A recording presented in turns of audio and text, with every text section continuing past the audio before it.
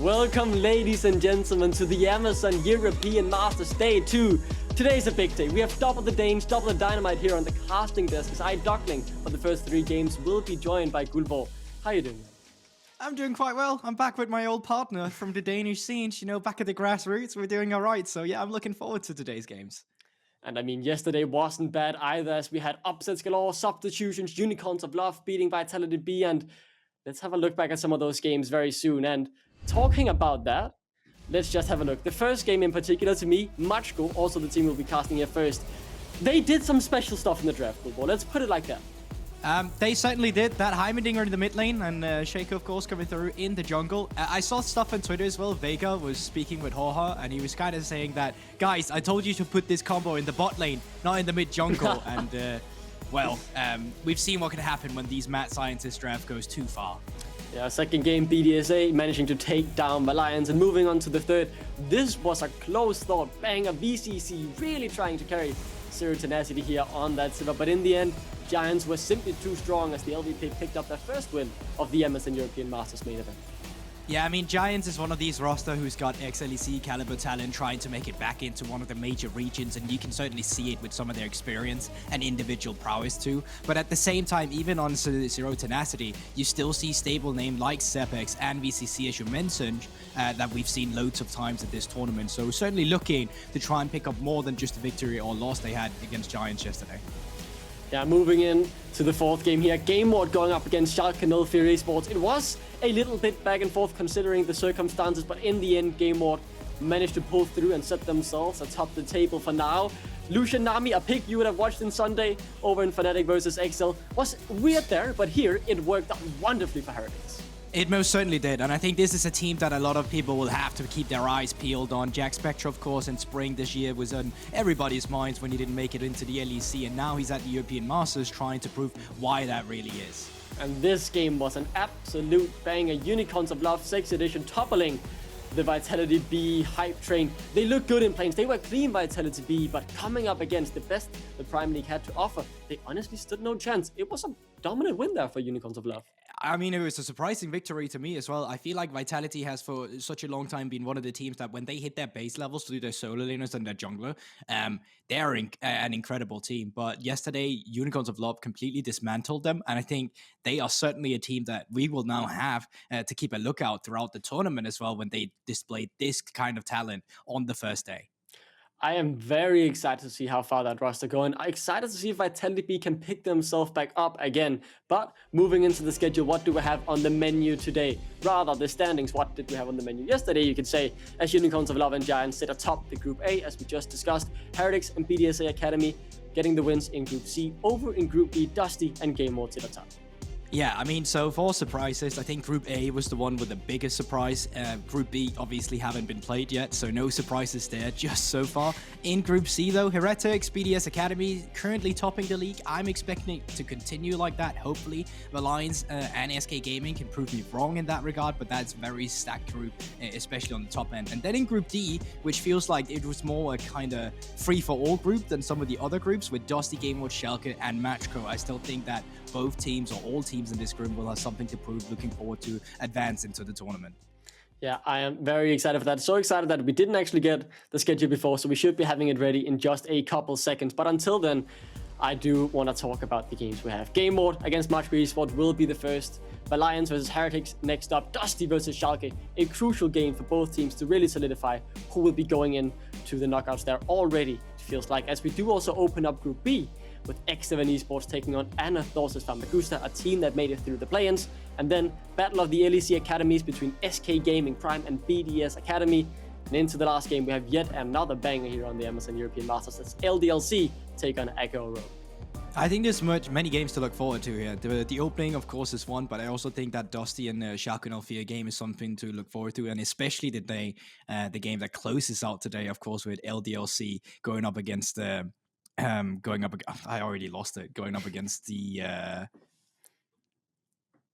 Go Rogue, there we have it. Especially because the Ultra League, especially since the Ultra League throughout the European Masters has been one of these regions that at times have struggled to really hit that mark ever since a Go Rogue won the tournament. Ever since then, it's kind of been a regression from the region, and they are certainly looking to come back. I think this kind of a Go Rogue roster had a phenomenal regular season, and they're looking to continue with that.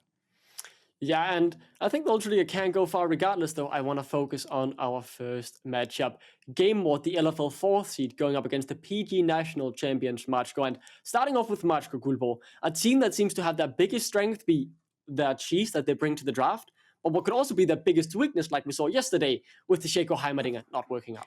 We always see these kinds of team at the European regional in the European regional scene, right? We saw Bison last year as well. Before them, it used to be Gamer Legion that was kind of the team that would also bring these weird picks with Jan and invest them down towards that bottom lane.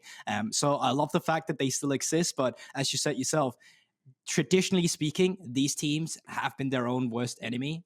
It is a best of one, of course, so having wacky picks that can suddenly catch your opponent off guard can be beneficial to you, but more times than not, we'll actually see them outdraft themselves because they try to be too creative with their picks, and I think yesterday was a good example of that. Yeah, and then moving over to the side of game, what the team from LFL that had to participate in the Amazon European Masters play-ins, they had some good wins. They absolutely dominated Bison's pentakill for Innaxe. He was full build at 23 minutes, but they also dropped a game to White Dragons from the LP Law. They almost threw a 10k gold lead up against Skank from Benelux. So it's a team that has shown very good high ceilings, but also dropping some games to some teams that they should have comfortably beat. The same happened back in their own region in the LFL, right? They did it quite often in the regular season. Coming into the start of it, they looked really solid. They were the second place team for the longest time, and they were looking to continue down that path and be the team that was going to rival LDLC before BDS Academy kind of had that resurgence. But then all of a sudden, they just started finding these inconsistencies in the gameplay. They dropped games here and there that you really didn't expect them to.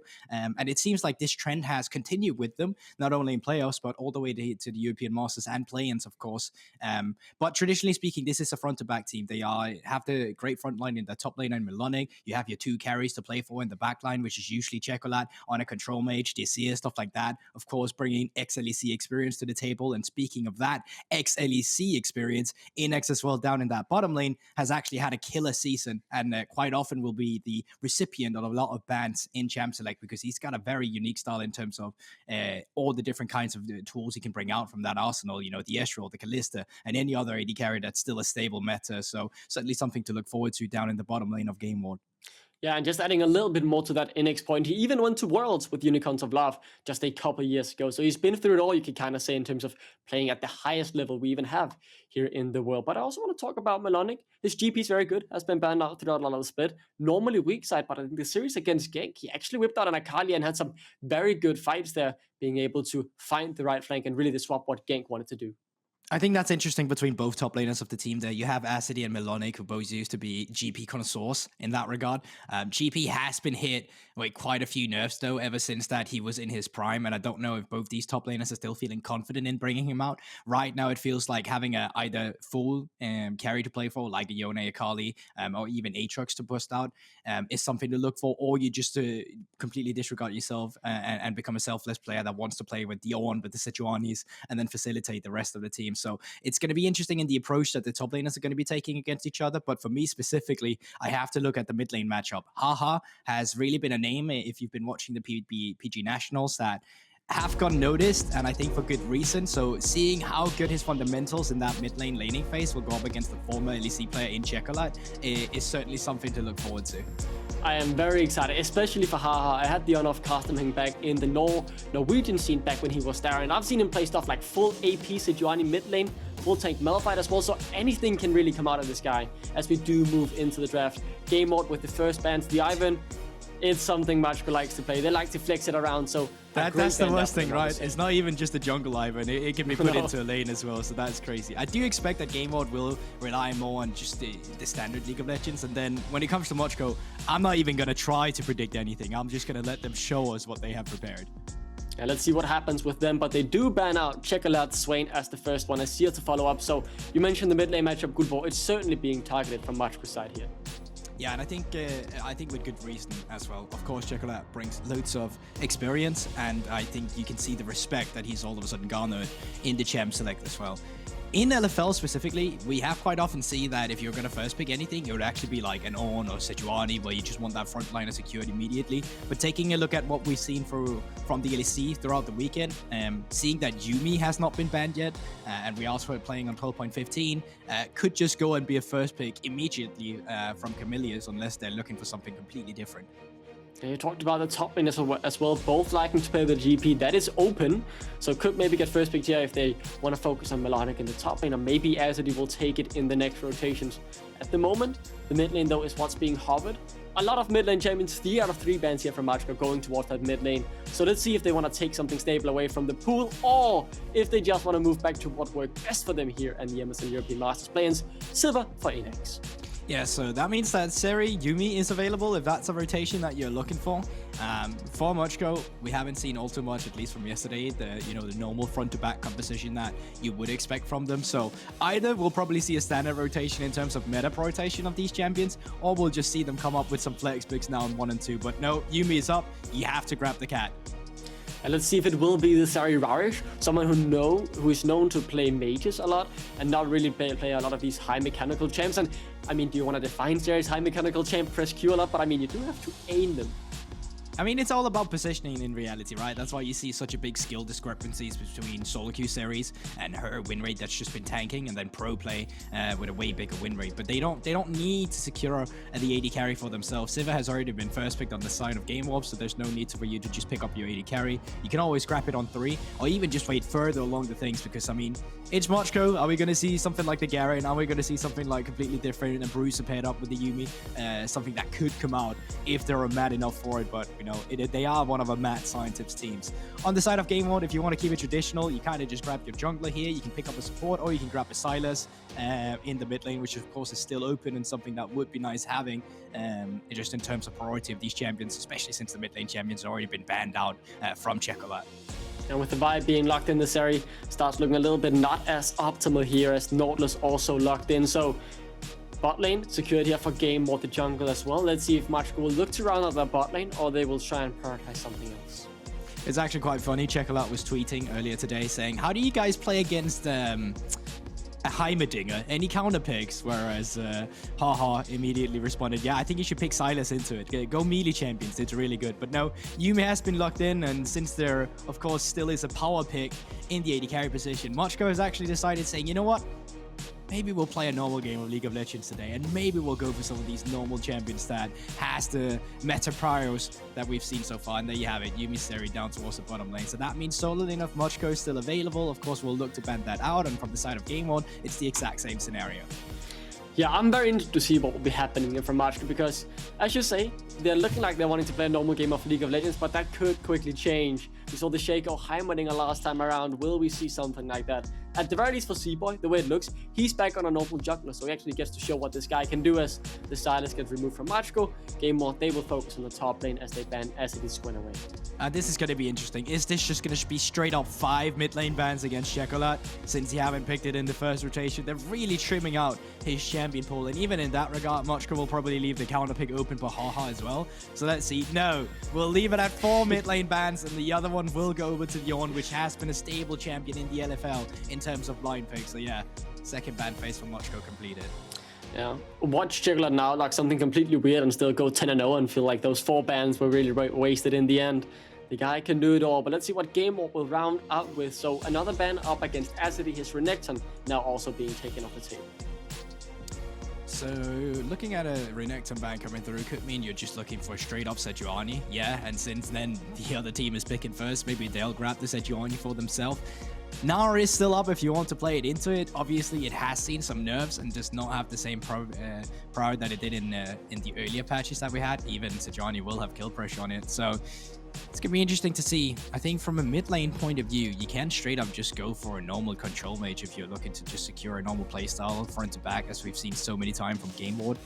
And even then, tanks are still available if you're looking for backline to come through here. Even Malphite could be a possibility, despite it not being too much AD damage. Just having that extra lockdown on a Zeri with already what you have here, right? You see it, the Nautilus, the Vi, the dive in with the Vex as well. So I would love to see something that wants to follow up in that regard should a team fight break out. And Aatrox also has the ability for that with the movement speed and dashes in his kit. So now on to Macko's side. HawHaw, what is optimal for him? Does he want to go something supportive that can try and help Rharesh? Does he want to add damage himself? What do you feel will be an optimal pick here for him? Well, into the Vex, normally one of her biggest weaknesses is just the fact that she can get pushed out and roamed in the early game. But now the problem for Macko is a lot of these champions have been banned by themselves as well. And instead, they're going to take the approach of actually just roaming around. This is a team composition straight up just built for peeling Rharesh. And then, of course, you can go in with the Malphite and the Galio on top of Cboi when he's looking for the engagers. But a very traditional front to back coming out from Macko. Yeah, surprising to see, but nonetheless exciting. It wouldn't be a Macko draft without a little bit of a spice thrown into the end.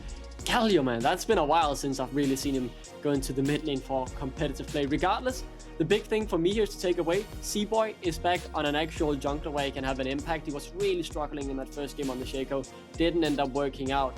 The MVP of summer 2021 from Macko there in the PG Nuts will have to show what he's made of. But overall on the draft, how do you feel Macko got away here? Because I really like what Game Mode has going on, let's be completely honest. I mean, I feel like both teams have something they can be happy about. I might think it's a little easier executing the team composition you have on Game Mode. It just feels like it's built to shut down Zeri with the amount of lockdown you have. You already got the Nautilus ultimate, then you have the Vi ultimate on top. There's a Vex follow-up too. If you blow up the AD carry immediately and you have a Sivir to play for, it doesn't really matter that there's so much peel from the side of Macko because Sivir is very slippery and there's not the exact lockdown you're looking for in terms of just shutting her down. So I feel like if we go to the late game and everyone's just sitting at 4-5 items, Game Wars should be the team kind of going for it. But I feel like on the other end, there's a lot of playmaking potential as well from Macko that you can't take away from them.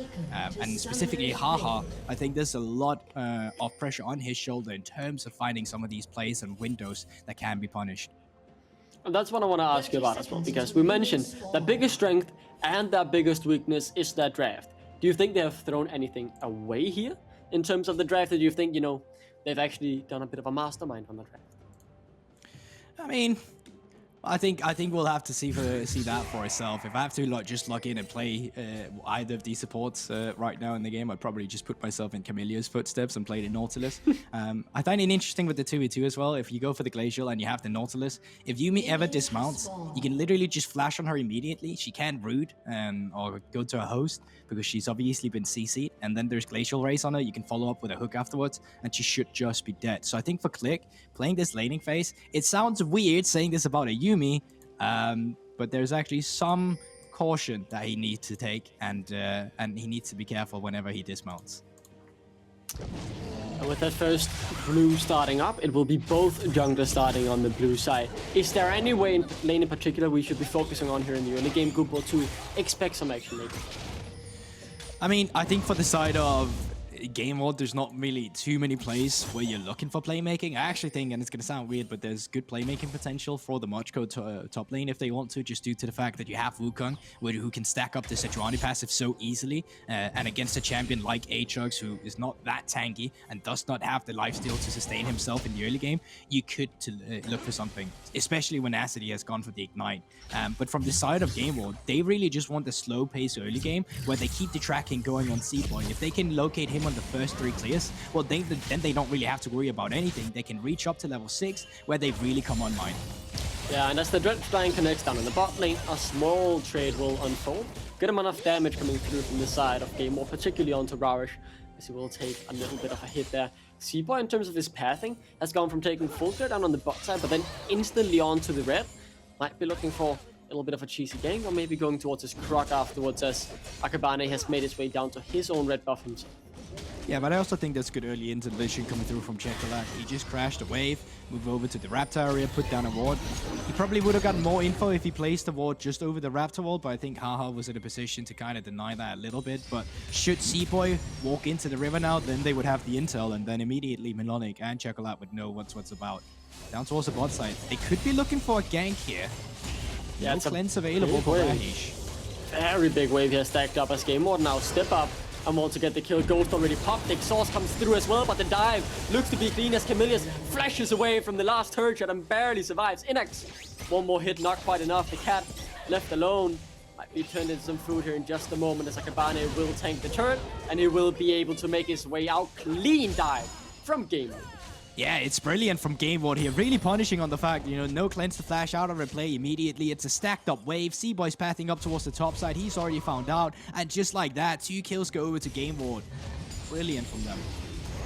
The kills also on Innaxe, probably the most important carry this game. We've seen him take over games on the server as we look to watch that dive 1%.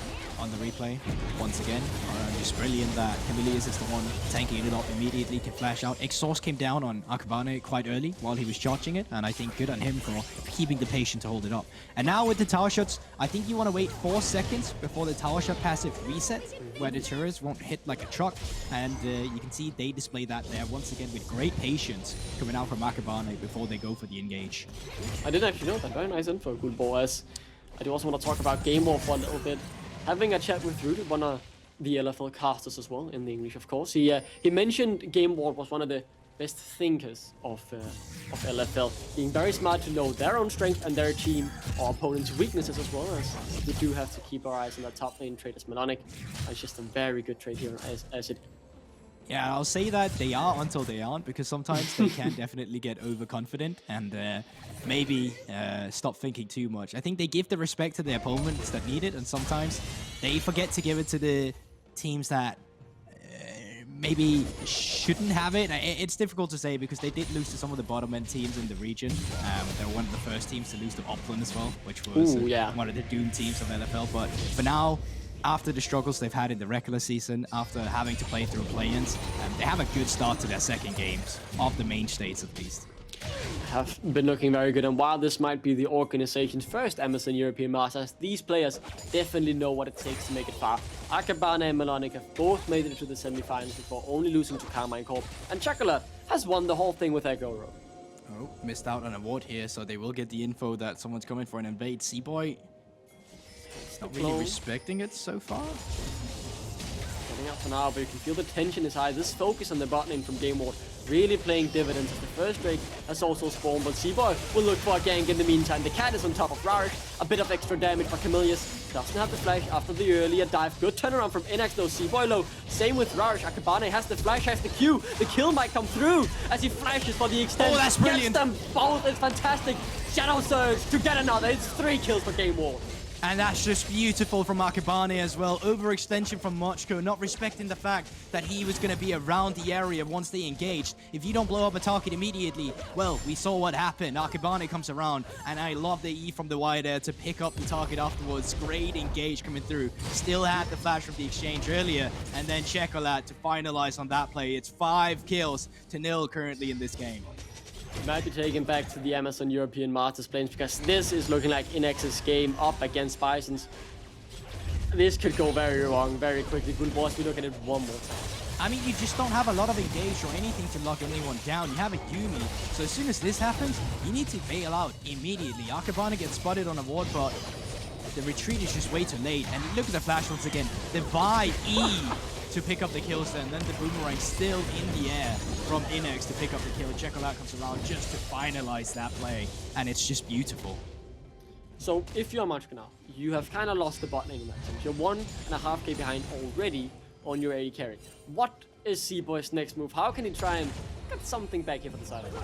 I mean, now you have the counter response. Cooldowns are down just for a little bit, at least from Czekolad's side, where HawHaw still has his cooldowns available should they look for Skirnews anywhere. On the top side of the map, I still think they can look for plays. They have the aggressive summoner spells in the Ignite. But the bot lane right now, well, you gotta put it on ice. You need to get this Zeri back into the game, just stabilize her. Don't look necessarily for any plays there, but make sure that she's allowed to play the game, because Innaxe might be put in a position when as soon as he finishes up that first mythic, the Kraken Slayer, they're gonna need help. I think they're already gonna need help regardless. Rough early game here for Macko, who are already really looking to grasp at some straws. Maybe a Herald could turn it around, but as we see, the priority in the top lane is for Melonik. In the mid lane, it's also for Czekolad, so Akabane will start it up as soon as it's born. Yeah, Kamilius out on a walkabout as well, looking to pay HawHaw a visit. Oh, the Dread Flying catches him out of the heroic punch. HawHaw pretty tanky, so he is still able to walk it out. That's pressure, and that's control for the side of game. And that's the problem, right? You can have a winning top side. Not saying that Macko have it right now, but in the theory of it. But if enemy bot lane suddenly has won their lane, then they can always set their support out first. And when that happens, well, they can just create that man advantage on the top side and still win out on, for example, a Herald play instead. But on the bot side, Cboi should be able to pick up the first neutral objective in the Infernal Drake that he's currently soloing. Yeah, so that's the silver lining of the play that happened before down bot lane. Akabane had started up this Drake, but then dropped it to go and get 3 kills for game mode, so obviously a massive win for them, but it means Macko is able to get something back here when they have just lost the Herald. And speaking of the Herald, let's see if kamilius hits this hook though. Shouldn't be in range, the clone is also will there. always be there. So Yeah, I think the Cboi, big problem that... Oh, he's going for this blue man. Just accept it, leave it. Akabane is just, well, you don't want to do this, Cboi, as he finally gives up and gives that blue buff over. But talking about the Herald reward, where is Akabane's best way to put it? You just try and get Innaxe even further ahead and get him that first item as soon as possible. I mean, I think that you should just move Czekolad down towards the bot side right now instead. And then since you knew you just force Cboi away from the lane with him being low HP and HawHaw and reset timers, I think you had a window where you could have used the Herald right there and just pick up the first Zeri if that's what you're looking for. Instead, Czekolad's going to push in the mid lane now. Akabane is going to clear out his spot side camps, and he's just going to be on the FLICKR wall in the top side of the map. Not looking for play, but it forces Acidi to kind of step back just a little bit. And he cancels it with HawHaw moving up.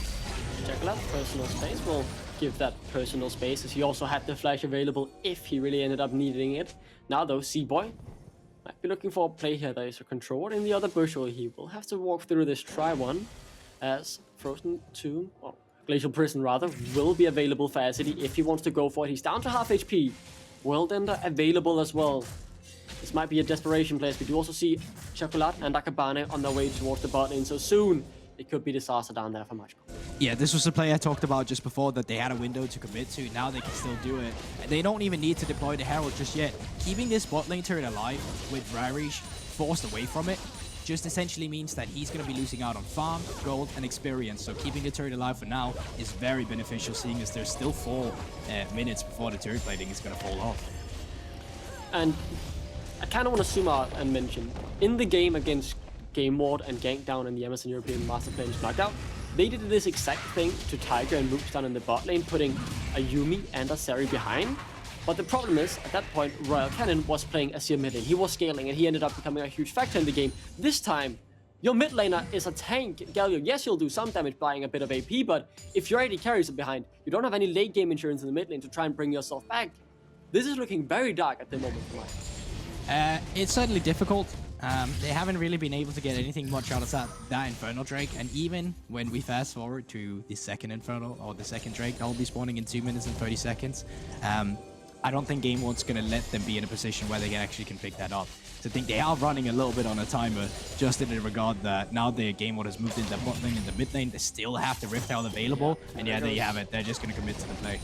More plates and more gold for Innaxe and Cboi, alongside FLICKR here to try and defend alongside HawHaw, but Akabane will simply watch it go in. That's the gold over to both Czekolad and Akabane. More gold from Melonik up on the top side as well. This gold lead is ballooning over into the favor of Game. I mean, you can already see it. Innaxe is sitting with a 2.5k gold lead. My god. On the top side, Melonik naturally is sitting on a 1k gold lead as well. Even in the jungle, there's a big discrepancy. So, yeah, it's very difficult for Macko at all, but great play coming out from Game 1 once again. final chapter is available if they want to try and lock Czekolad up, but Kamilius, Innaxe, both on the way. Flash already out for Czekolad. He might go down, and that's the first kill for Macko. But let's see what Game Mode can get back. Eyes on Innaxe. He has 1.5 items already. Rharesh, though, actually stacking up good damage. Both 2 kills back in the favor of Game Mode will mean they can clean up the fight. You have to think, as Rharesh flashes forward. He wants Innaxe. Zeri gaining, baby. No, the dredge line from Kamilius stops the fight and gives Game Mode the win. So Game Mode still gets that one, but at least Rharesh picked up a few of the kills there, and he got some gold back into this game. Shutdown coming through on Innaxe too, so that's certainly going to be something you can spend in the bank. But you see how difficult the fights become, but I like the productivity from Macko. We want to take that time to give you guys a very important bit of information after this week. Go on. Comes out, and I think you can see Flick is trying to predict the flash coming through. Unfortunately for him, the patience coming out from Czekolad is great. Flick gets dismounted, he gets knocked up by the Nautilus ultimate, and therefore is not able to get back on the host. Had the Vi ultimate from Akabane been on the Zeri immediately, maybe the play would have unfolded differently, but they wanted to secure Cboi before he went back into the clone, and that allowed Rharesh to at least pick some things up in that team fight. So here are the breaking news as we come out of that replay. Don't forget to claim your Prime capsules, ladies and gentlemen. I have a very important announcement. In a couple hours, it will go from the August one to the September one. So if you haven't claimed your August one, you can do it now. In a couple hours, you'll get your September one. And what do you get? RP, Mythic Essence skins, Eternals, Champions. It's got everything. Why not claim it? It's actually broken. Yeah, it is. Not gonna lie, the value of it is actually kind of insane. And I'm not even saying that because I'm like here. Well, as we get to the second Drake of the Amazon European Masters, it is a mountain Drake to fight against here, and once again, Game Mode in a position to completely just own this objective for themselves. Macko, not much is left open for them on the map, and finding a team fight from the get-go, where it's just 4 versus 4, well, I don't think they're going to be having the same kind of success that they just had in the previous fight down in the bot lane. Amazon big play there as Game Mode managed to take that first Drake of the game, giving 9% extra resistances, both in the armor and magic resist category, for every single member on the team, as the Ocean Soul has claimed the Rift. Does this benefit any team? Is it something they're happy with in terms of the Soul? I mean, I think that they're quite happy about it on Game Mode, especially when you're behind. Having that extra health regen in a team fight is really going to be difficult for Macko to deal with when they haven't even completed the items that they really needed, or they're playing on the same curve. Surprising to see that Macko, though, is actually allowed to gain control of the topside area here with the Rift Herald. So resets came through after taking the Drake. Question is, can the rest of Game Mode come around this objective before Macko finishes off? Not many summoners here, but Kamilius has them both, so he could pretty much pick out a target. Rharesh, no Ghost, no Flash, will have a hard time escaping a cease and desist, as here comes the World Ender. Will at the very least get the Herald. Cboi still in the pit though, with Click on him, going in for the fight. They get on to 3. Here comes the Heroes entrance down as they slam on top of Game Mode. Czekolad looks for Rharesh, but he'll be locked up with the Glacial Prison. The fight still alive. Rharesh down to about 20% HP, but Czekolad falls. Melonik will be the one who has to do the damage. He'll try and slam down on Rharesh, but he kites around. He'll get Akabane. That's 4 for the side of Macko. Yeah, big mistake for Game Mode. They have so much CC in their toolkit, but none of it is being used on the Zeri. So Rharesh is allowed to just sit in the background and deal out the damage. Once again, a team fight where it goes kind of even, but considering Macko is this far behind, them trading even right now is positive for them. What happened to Innaxe? He got blown up. Cboi found a brilliant engage. I think as we take a look at it. As we take a look at the replay, we'll see what unfolds, but it's great teamwork between HawHaw and Cboi in terms of setting up that engage. That's the Danish Dynamite, what else can I say, man? But not much else to add there, as very surprising and very good engage. Really what they needed to be able to win a fight. And let's look at it one more time. Eyes on Innaxe. Honestly, I thought it was really dire for Cboi, because I thought he was going to get found out immediately. But yeah, you have knock up immediately, no flash, you get CC down, lost chapter on top of it. And that's really just how they finalized like that immediately. Great front line, it's just eating Rharesh as soon as all the CC has been exchanged. To the point where even when Melonik flashing forward, or Zeri of course, dashing over the wall, able to pick up a kill against Akabane. I think in total, 4 goes down over in Game Mode, which of course Macko is very happy about. Very surprising as Game Mode will manage to pick up that second Herald of the game, but the goal lead still very much in Game Mode's favor. It is, I think it's 2.2k on the AD carries, it's almost 2k in the mid lane, 2.5 down up in the jungle. I'm very impressed by how Macko managed to win that fight. but even with them winning that fight, when it comes to playing the map, they're still so far behind. Riftel now also in inventory of Game Ward, which is going to make matters even more difficult for them. But with the way they're positioning right now, they could try and look for a team fight once again. They have a lot of cooldowns open. The only one who doesn't have the ult right now is HawHaw. And with the threat being there and the vision control not in the favor currently of Game Ward, well, they're backing off just a little bit. Team fighting so far has been great from Macko as they will cover ADC up here in the top lane, make sure he doesn't get caught out in any sense of the word. 1.5 minutes until the next Drake. Is this the tactic from Macko Gulbo? Just force a fight regardless of how far behind they are? Honestly, I was thinking in my head as well, this might just be a game where you just keep forcing, and just catch Game Ward off guard every single time. Because if they're not allowed to create their set plays when they have a gold lead, and you just blow a fight up where they're not expecting it, it could just be what gets you back into the game. It's what been so successful for them so far, at least in terms of finding the members. But the problem for them right now is that if you want to blow Innaxe up again, now he has to flash. You need to force that away somehow. So matters is most certainly more difficult than they were in this scenario before. And on the positive side for Macko, Rharesh also has his sums, but they won't be as important considering the immobility of Sivir.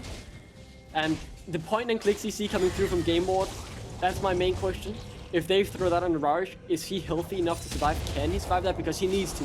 He needs to be alive. He needs to be able to deal the damage for an extended period of time. Without that, they simply won't have enough damage to win the fight. So eyes on the AD carries, and that kind of feels like what the meta has been moving towards with the recent changes. It feels weird as well, because it feels like it's Game Ward who should be trying to force a lot of these fights. I'm just saying, if I had an AD carry who is 1 item and a half ahead currently, I'd be running into the enemy jungle 24/7, trying to gather up some of that vision control, trying to force them away. But it's actually Macko that's been allowed to look plays all the time, and they're actually trading here. Might even look for a dive on Melonik. Yeah, pretty ambitious though, in my eyes. The World Ender is available. He could heal up for a very good amount, but Acidi simply too tanky. Big shutdown over to Cboi. Yeah, so Macko still allowed to look for plays. Here comes the counter response though. Those are 3 members on the top side. Riftel just deployed in bot lane. Let's see how much they can get. That's one turret. The mid lane turret will fall as well, as it's only Rharesh there to try and defend it. Can't really do anything about this charge, so that's 2 charges with Shirley, as it will be 1.5 turrets, 2.5 turrets. I just forgot that one in the mid lane as well. Acidi should be able to get 1 turret up back here, but still overall, Game Ward get a lot back considering they only lost 1 in the top. Yeah, but this is how the trade should be going when you're this far ahead. If you're Macko and you're just responding to plays like that, you should be losing out. So you can only look for so much. So them fighting a shutdown at least and a turret on the top side is still something that gives them a little bit in a map state where they probably shouldn't get too much. Akabane will secure that second Drake. It turns to play even more into the favor of Game Ward, as it was a trade they can be proud of. It is an 8k gold lead at the moment, and it is a very big gold lead, but it doesn't feel 8k big in my eyes, considering how these team fights have played out. It feels like the game is still very much alive, but we'll have to wait and see for the next fight as Rharesh finally takes over to that level 11, able to get the lightning pressure up 1 more point. And Innaxe, he's the one we need to look at, but on the side of Game Ward as well, I'm thinking for the engagers, Czekolad and Akabane might be crucial to see if they can lock down Rharesh. Oh, most certainly, and I think Akabane has had a stellar series so far as well. Remember, a lot of the reason the early game is going so well is because of that bot lane dive coming in the beginning, and then his plays around the map as well, responding to it. 11 kills he's been part of, so 100% kill participation coming through him with the bot lane as well. So these 3 members have just been the trifecta running around creating plays. And I think now that Baron has spawned, you want to get more aggressive on the top side of the map. You want to sweep away all the defensive vision that Macko can lay into that red side jungle, and you want to own that. There is 10 seconds until enemy red respawns. You should be looking to contest that. You should be trying to look for fights around that small objective, just because it's something that Macko shouldn't be allowed to have. And yeah, it gets started. Cboi looks for it. Game Ward gets aggressive. Let's see what happens. Yeah, Cboi will at the very least be able to secure the red. Doesn't actually donate it over to Rharesh. Surprisingly, yes, Czekolad will do a little bit of poke for HawHaw. Baron obviously on the cards as we have reached behind that 20-minute mark. And it has been a quiet couple of minutes, and that means pretty much every single summoner spell in the game is back up. You already mentioned how important the flash and the cleanse is for Innaxe, but for kamilius as well, the flash ignite, the opportunity to try and lock down Rharesh as well and find a pick, very much alive for both teams with all the summoners available.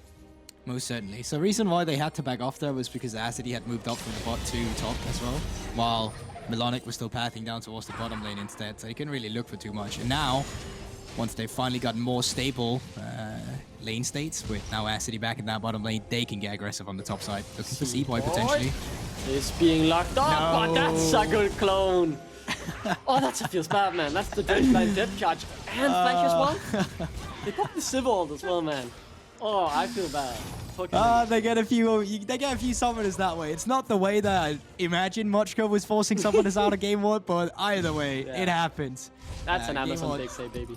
Still in a good position, and yeah, even Kamilius out with the thumbs up. And looking at the items, I think we should turn our eyes towards that Melonik. I see that 2-item spike, 2 items on Akabane as well.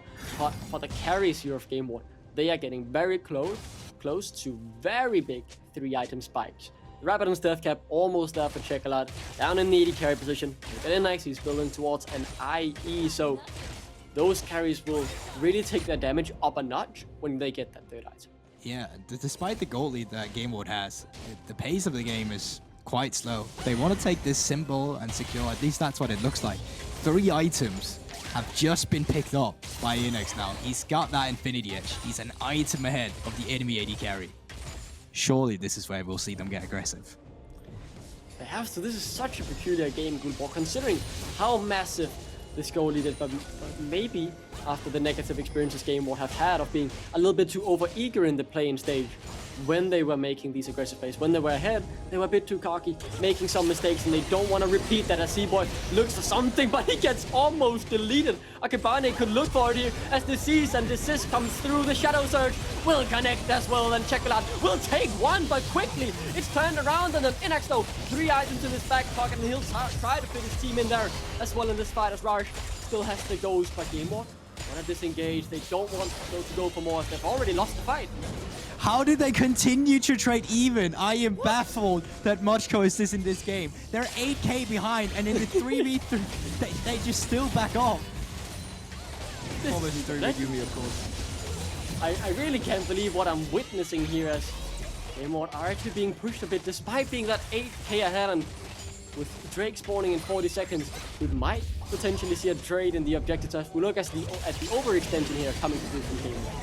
Yeah, so Cboi thought he could go onto a target, but great stuff from Czekolad to knock him down immediately.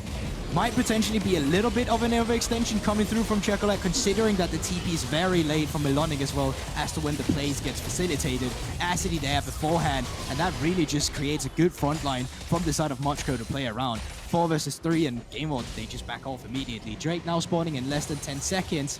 Could potentially look for another fight. Guardian Angels with Akabane, so he can overextend and be resurrected if he really feels like it. Acidi though, very much a tank, and he's an important player in this team to soak up the damage from Innaxe, but that's the sort of point being taken down in the moment. As we talk, and HawHaw, Cboi or anyone really get in the pit to contest. 3k HP still dropping, they don't have vision over Cboi. Can't get the smite, and now that's a hook onto Acidi, who's forced to go golden. Rharesh already down to half in some way. Not really sure how that happened as they now try and turn around the fight yet again. Czekolad with the Shadow Surge on the edge of the fight. It's Innaxe already picking up on Rharesh. You have to do it, but your team has just evaporated before your eyes, and now you will fall. The cat will be for dinner, and that's an ace for Game Ward. Ace finally comes through from Game Ward. They manages to finalize the opponent of Mochko. And now what are you looking for? Baron on the cards, 20-second death timers for Cboi, 30 on the rest of Game Ward. Is now looking for that Baron instead. Go for the Baron secure. There's no one there to stop them, and after so many fights that somehow went to Mochko's favor, it finally looked like a fight where you could see the Game Ward was 10k gold ahead. And this looked like, as you just said yourself, how it should look like. Mochko, they want to try at least to see if there's some avenue for Cboi to come in and try and get that Drake for themselves. And when the engagement comes through, they want to blow up the target immediately with the Galio ultimate. I think, unfortunately from them, it's Melonik they're looking for. Cboi went onto the backline with his ultimate, and they're not focusing down one target. They kind of split the damage, and that's a big problem when you're so far behind. So as soon as all the tools you have in your arsenal has been used, and the rest of Game Ward is sitting with that gold lead that they of course have, then you will just get picked apart as we saw in the fight. The AoE damage from Innaxe really shredding through anybody. It doesn't matter if you're building 3 tank items, which is the case for Acidi. You still get melted underneath those boomerangs. Innaxe now looking to go for the 4th as well. A lot of Dominic's regard. will be the next one up as the Amazon Baron power play is truly on the way. 1.6k gold already gained, and they will take Macko's top side as well. And now it's just playing on 2 lanes. No need to care about that bot lane. If Game World or Macko wants to send members down there, well, they're just going to be losing on the plays elsewhere on the ramps. So you can see it. Czekolad pushing in the mid lane now on the top side. Melonik leading in a wave. Varsity trying to stop them. Locked up for a while, might be able to dash out. He can still survive a lot of damage. Remember, but that's a Shadow Surge. Straight into the front line. Cboi low. HawHaw golden, but what can you really do much? Because you're too far behind. This game might be all doom and gloom unless Rharesh find some miracle. Yeah, the lightning crack is already used, but it will run out. That's the fight, and it's just Game Mode continuing to dominate.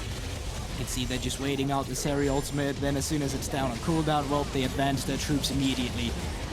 He has to dash away here.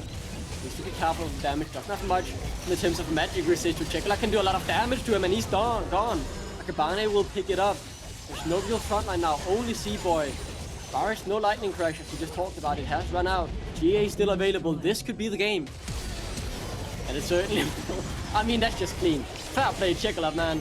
Hats off, Flash, personal space. Nexus turret 1 the target, Nexus turret 2 the target. And I mean, Game War, they're just showing the strength of the LFL. Because that's their 4th seed that will go 2-0 here at the start of the Amazon European Masters main event. Yeah, there we have it. Still playing around, still playing for a little bit more KDA, and Czekolad will have it too. 7-3-10 on the Vex, and it's just a dominating game coming through from Game World. A bit sloppy, but in the end they pick up their pieces and they manage to take a 29-game victory here. And I think you really see the individual skill that you're playing against here, because while on the macro level, Game World still leaves much to be decided in the mid game. Then from the early game, with the laning phase, with the amount of gold leads they're able to get for themselves, just from that alone, it's so difficult to play against them. And I think a lot of credit has to be given to Akabane for that early game coming through from Game World, because he was generally the facilitator every time they were looking for something. Yeah, Game Mode, as you said, it wasn't perfect, but it never felt like the game was really not in their hands. They were always with the lead. Great early game, and I do believe we have an interview ready with the star AD carry Innaxe. I don't know how many Sivir games he's played so far, but they've all been phenomenal. Welcome to the show. And my first question is, can anyone really stop you in this group? Now you're 2-0. Well, unfortunate events happen to Schalke, so I guess not. But to be honest, it's EU Masters. People play stuff like Shaco, Heimerdinger, mid-jungle, so you never know what happens. I don't want to get cocky and say we're going to stomp everyone to the pavement and just focus on the next games, focus on getting better, and aim for a high finish or finals or winning it all. And diving into this game just a little bit, what's your reflections coming out of it? Because it felt like even though you had a very successful early game, they kept fighting you in the mid game and were successful at it. What's your reflection after the match against Macko here? I think we I wouldn't say we got cocky, but we kind of forgot what we had to do to not get killed in fights. Like the Herald fight was really cringe. If we were if we were a bit more focused, if you know what I mean, I think it would be a clean game. But I mean, they do have Wukong, Yuumi, they do have Sejuani. You know, Zeri is also not that weak. Even though I was on item up, like she was doing damage. Like they have a decent draft, and if we don't play good, of course we die, and it looks a bit sloppy. Obviously we will review and improve on that, but yeah, overall, if we play good, would have been a clean sweep. So my last question here before we round it out. You've been through the play-ins now. You dropped a game to White Dragons. You almost threw a 10k goal lead against Genk. Have you learned anything from that play-in phase? And have you been able to find it useful now coming into the main stage, being better than you were before? I think play-ins is a big advantage if you're confident that you will get through it. It kind of sets you into the mood of playing the officials. You have more playtime, of course. So, you know, if people are choking, they will choke less. Stuff like this. I think, honestly, it's an advantage. I'd rather play play-ins rather than watch people play it, you know, even if it's against weird teams. And like we even dropped the game to White Dragons, you know. So we, of course, learned stuff from that. And I'm happy that we played through play-ins, honestly. I think it was a good thing. That's very good to hear. It's good to hear so that stage gets some love as well. And thank you so much for your time, Innaxe, and congratulations on the win. Thank you, guys. Yet again. Thank you. Good luck. You. And with that, we will send it into a short break before we be back with game number 2 as the Lions will look to cause an upset up against the Aatrox. We will not, I guess. I'm pretty sure call was post-match, but yeah, I may be wrong. So post-match, of course, is... Forget about it. Let me tear up my script. Let's do this. Post-match. Good ball. Talk to me about what just happened.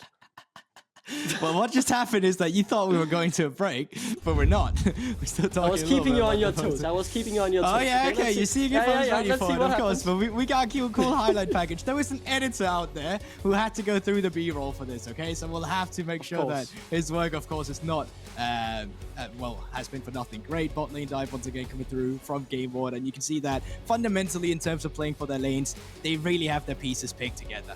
Here where it gets a little bit sloppy, I think it's also just much credit for Macko, the fact that they actually managed to keep themselves a little bit in the game, despite how far behind they are through some great team fighting that their drafting facilitates. So yeah, it was certainly not as dominating at Game 1 as wanted it to be, but nonetheless still a scary showing for them. And I think, as we mentioned, they were always in control, right? Yes, they lost a couple of kills here. They somehow got a bit back into the game, but as we see here in one of the final fights, they were still very far ahead. They were able to take these dominant team fights win.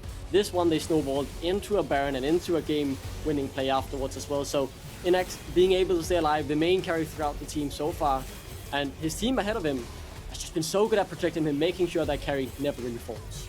Yeah, so I mean, there was moments, of course, where he did fall, and I think much credit once again to Macko for fighting that window. But when the chips was finally down on the table and it came to playing the objectives, as soon as Game Mode found that Baron for themselves, I think that's really the final nail in the coffin for Macko. And once again, great productivity coming through from Czekolad, just looking for play immediately as soon as he sees it, and that's really just what finalizes the game. Yeah, the Baron buff making it too easy for Game Mode to push in and really round it out, and you can see it on the goal lead as well. Even in the moments where Macko were fighting back, the goal lead never took a hit. It was always very quickly back to where it was before, and as you see after the Drake fight, it exploded. They got 19,000 gold ahead. That's a lot of gold. And even though we've talked too much about Innaxe, it is actually, surprisingly to me, Czekolad with by far the most damage, dealing 27k.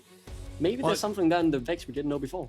There's also the things that he's playing into a Galio. So you only, like, throughout laning phase, you get 3 damage stats, like, all the way through. But I think in teamfights, Czekolad showed up massively. And that's also why the damage numbers are looking at they are. Innaxe was quite often the target. He had to spend a lot of time of just trying to run away from the opponent, where Czekolad was in the lucky position where he had to focus on getting in the face of the opponent. And having a Vi and a Nautilus to facilitate your engages is just a great build-up in terms of that game or playstyle you're really looking for. So I think for all of Game 1, I think individually there was not really any weaknesses. The only sloppy like individual moment may be Kamilius going forward, flashing on a Wukong clone. Outside of that, I think they're all still showing that great individual LFL playstyle that we're so familiar with, especially at the European Masters. But in terms of the macro, of course, that still need to respect their opponents a little bit. As Innaxe said themselves, they got a little bit cocky, and that opened up for windows where Macko could punish. Yeah, the LFL really showing why they deserve all 4 seats as the 4th seed, still undefeated here at the MSN European Masters main event. But with that, we will throw to a break this time, as when we come back, the Lions will look to upset Aatrox. See you guys in a bit.